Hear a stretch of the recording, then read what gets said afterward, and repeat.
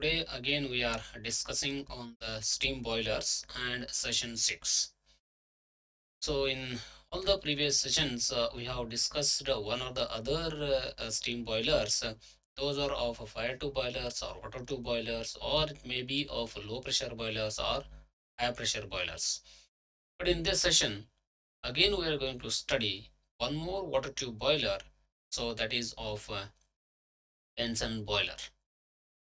So as you know, in the previous session we have seen the Lamont boiler and the working of Lamont boiler, and also we had gone through the advantages and disadvantages of the Lamont boiler. So now we are on the Benson boiler, and it is also called as a supercritical boiler. Supercritical boiler, or sometimes it is called as a drumless boiler. So the Benson boiler is also called as a supercritical boiler or Benson boiler. And now, so in the Benson boiler, so what are the disadvantages of Lamont boiler can be solved or can be overcome in the Benson boiler, so that further the efficiency of the boiler can be increased, right? So the Benson boiler has some of the same features as the Lamont boiler without a steam separator and works under critical pressure. So this Benson boiler works under the critical pressure, so it is called as the supercritical boiler. As you know, in the case of Lamont boiler, the drum is used wherein you are storing the steam. So after storing, then you are using the further applications from the storage. Alright. But in the Benson boiler, so we are not using any drum for the storing of the steam. So as and when you pass the water in the boiler, so at the same time the water gets converted into a steam, and that steam is used for the further applications. So that is the one more the advantages of this Benson boiler.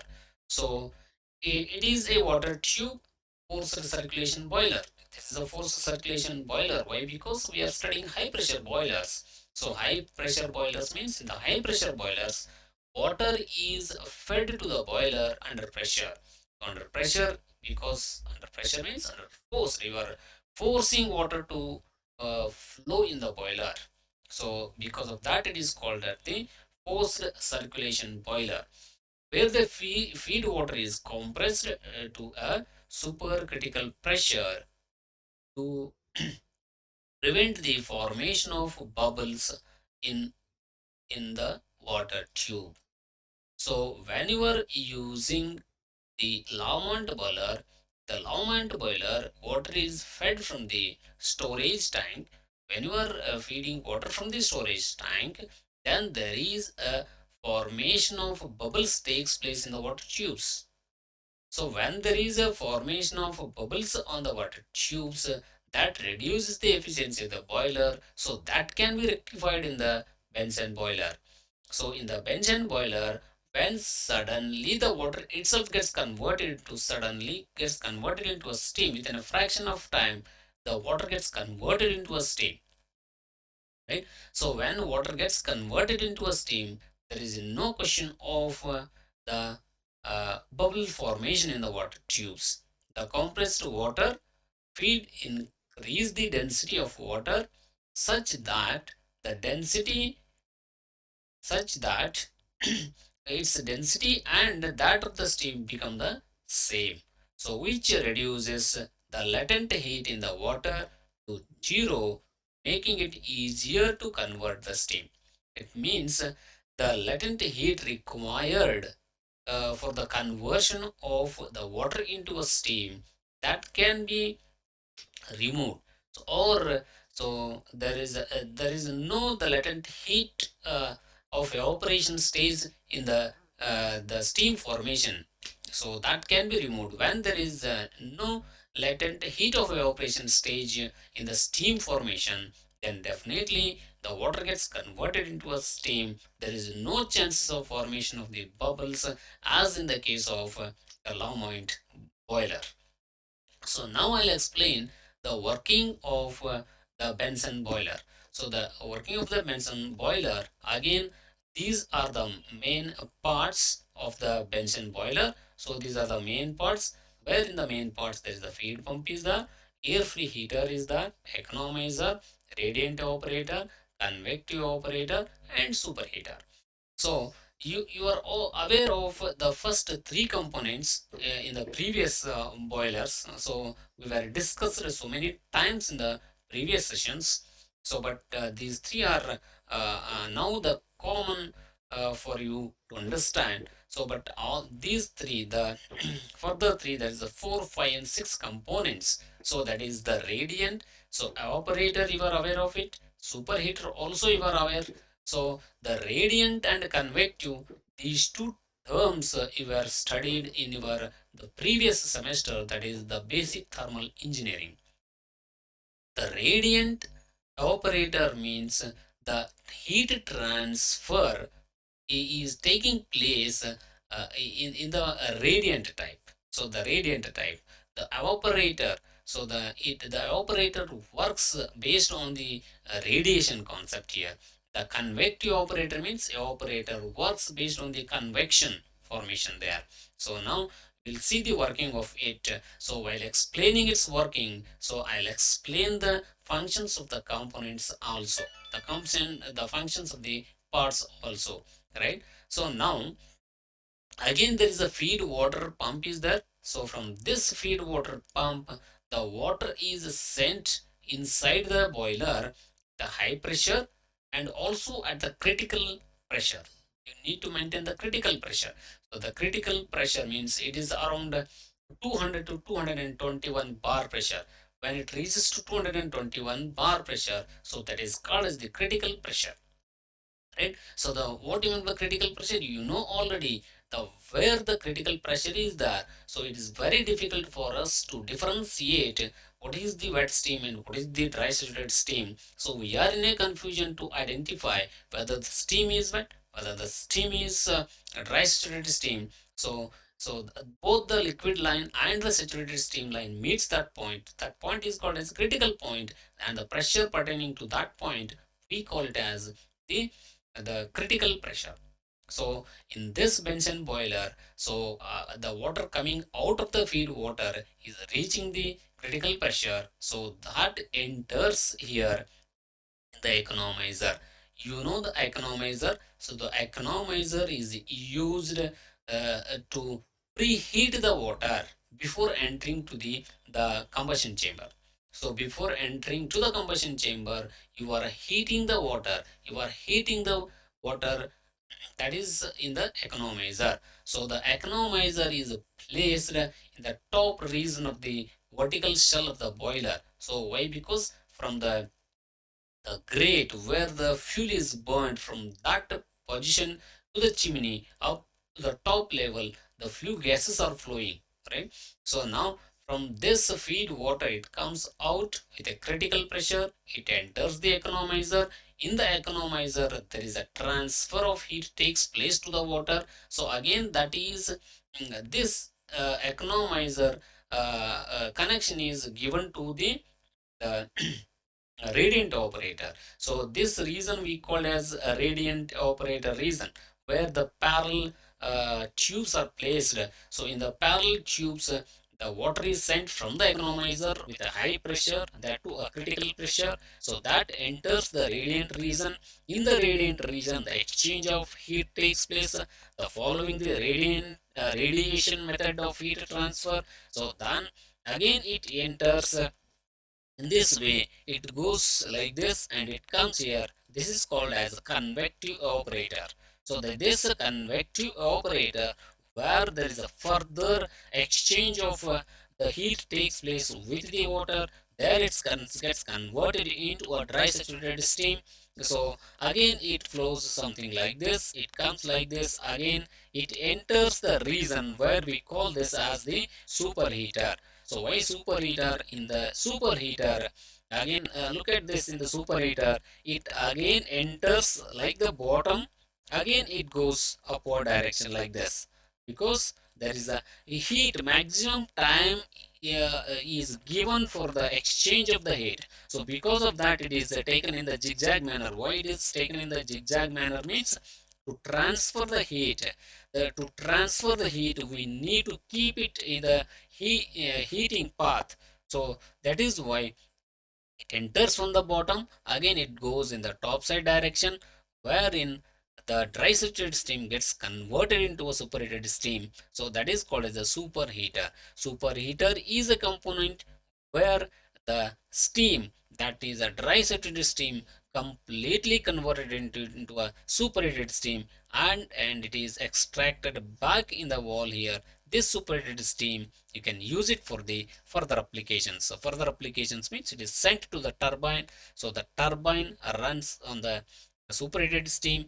Then as you know, the turbine shaft is connected to the generator. Again, there is a generation of electricity takes place, right? It is not only for the generation of electricity. So this you can use it for the number of applications, like you can use it in the food industry, you can use it in the chemical industry, so many things you can use it. So this is the working of the Benson boiler. Now I will tell you, at the top there is the air free heater is there. So why this air free heater is used? Because as you know, the air is required for the burning purpose. So since the cold air, when it enters from the atmosphere, so it is again there is a efficiency of the boiler is reduced. So to increase the efficiency of the boiler, what you need is, before sending the air into the combustion chamber, you need to heat the air preheater. The name itself says air, you are heating before sending it to the combustion chamber. So that is called as air preheater. So this is the arrangement of the air preheater at the top portion of the chimney. So the cold air enters here. Again, there is a fan is provided here. So this fan, it again pressurizes the fresh air and it enters the air free heater. So air free heater is fitted on the way of the flue gases. So that flue gases contains some amount of heat. That heat is exchanged in the air free heater. That air gets heated. So here hot air to combustion chamber. This hot air is sent to the combustion chamber here like this. So here he has not shown the connection. So where exactly it is connected to the combustion chamber, but anyhow, the output of this air free heater is connected to the combustion chamber. So in the combustion chamber, with the help of this air, again it burned the fuel. So this is how the working of the Benson boiler takes place. So next we'll see the advantages, or I can also say the merits. Merits or advantages, one are the same. Now what are the advantages of this Benson boiler? The Benson boiler does not use water steam separator drum, which reduces the total cost of the boiler. So as we know, so in the case of Longmont boiler, so there is a water steam separator drum was used, but in this case it was not used. So since directly the water gets converted into a steam, so that is the reason we were not using the water steam separator drum in this boiler. So that reduces the total cost of the boiler. So right, then this is the one advantage. Second one is, this boiler can transport easily from one station to another station. Since this Benson boiler is a compact, very light in weight, so that you can transfer from one place to the another place very easily. That is the one more advantage of it. So it is economical and has higher efficiency. As you know, this is economical and it is a higher efficiency. Why it is higher efficiency? There is no storage of the steam. There is no separate drum is used. So since there is a reduction in the parts of the boiler, so that is economical. And why it is higher efficiency? Because directly the water is gets converted into a steam within a fraction of time. That is the one more advantage. So this boiler can use over the pressure above 350 bar without changing the evaporator. So you can use it up to a 350 bar. It means it is above the critical pressure. Also you can use this boiler. So there is a one more advantage of the Benson boiler. So this can be start easily and can reach its maximum load capacity within 10 minutes. See, as I told you already, so within fractions of times, you can easily start this boiler. Within 10 minutes of time, you can reach the maximum load capacity. So that is the one more advantages of the Benson boiler. Now we'll see what are the disadvantages of Benson boiler, or I can say the demerits of the Benson boiler. It requires a specific means of washing the tubes to avoid solid deposition. Right? So it requires specific means of washing the tubes to avoid solid deposition. So whatever the impurities or sediments present in the water, so that may deposit on the inside wall of the tube. So that can be avoided by using some special the specific means is required to wash it. So that's the one disadvantages. The tubes are likely to get overheated when the flow is not sufficient.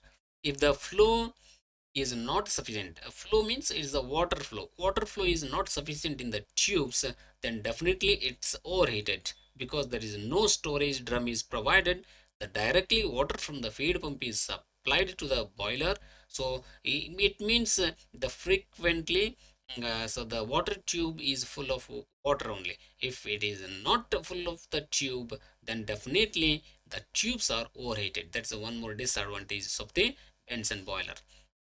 It requires skilled operators to coordinate the operations. So since the complicated parts are used here, so to understand the complicated parts and the working of those parts, the skilled labors are required to operate in the Benson boiler. It's a one more the disadvantages of the Benson boiler. So the next topic we'll see is the boiler mountings and accessories. So this is a very much important, the boiler mountings and accessories also. So what do you mean by boiler mountings and accessories? Now we'll understand one by one. The boiler mountings and accessories are required for the proper and satisfactory functioning of the steam boilers. So the boiler mountings and accessories both are required for the proper and satisfactory functioning of the steam boilers. So the boiler mountings means whenever the boilers are working under high pressure, there are a chances of exploding it, or there are some hazardous activities are involved in the boilers. Sometimes it may harm the employees working there or the workers who are working in the boilers. So the safety of the workers are very important in who are working in the boilers. So these are the boiler mountings. I can say the safety devices fitted on the boilers. So these devices will give the alarming, or it gives the indications that there is a harm if you continue the working of the boiler. So for that we are using the boiler mountings. Boiler mountings are nothing but those are the safety devices fitted on the boilers to know when the boiler will undergo the repair work, or so the safety of the boiler is very important. So these are the few the boiler mountings I mentioned here. So this is a water level indicator, pressure gauge, safety valves, stop valve, blow off cock, feed check valve, and the fusible plug. So these are the 7 boiler mountings. There are so many boiler mountings are there. So for your syllabus, I'm going to explain only the few boiler mountings. So out of them, I have listed here the 7 boiler mountings. So now we'll see. First one is water level indicator. So the how this water level indicator works now. The name itself says water level indicator, right? The water is very important in the case of boiler because this is a prime requirement. With the water only you are converting into a steam. So the level of water, so the quantity, how much quantity of water present in the boiler is very important. That you need to recognize first, right? So to how to maintain this water or the quantity of water inside the boiler, how much quantity is must in the boiler to generate the maximum quantity of the steam. So right, so to know the level of water in the boiler, we are using this boiler mounting. So this is one of the boiler mounting. I can say this is a safety device, right? So in the figure I am showing here in this one, so this what I am showing here, this is the this is the shield. So this is the glass tube, this is the shield, this is the glass tube. So both are transparent. Inside the glass tube the water is there, and here there is a steam is there, right? So here I am using the valve 1, valve 2. This is a valve 1, this is a valve 2, and this is a valve 3. Or sometimes I can call this as a cock 1, cock 2, and cock 3. So it is nothing but it's a walls only. So they are using with a different terms, that is called as a cock 1, cock 2, and cock 3.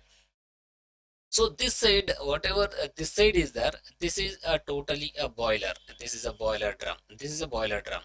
So the boiler drum at the bottom side you are having the water, and the upper side you are having the steam. This is steam, right? So wherein this is a drum, totally it is a boiler drum, or I can say this is a shell.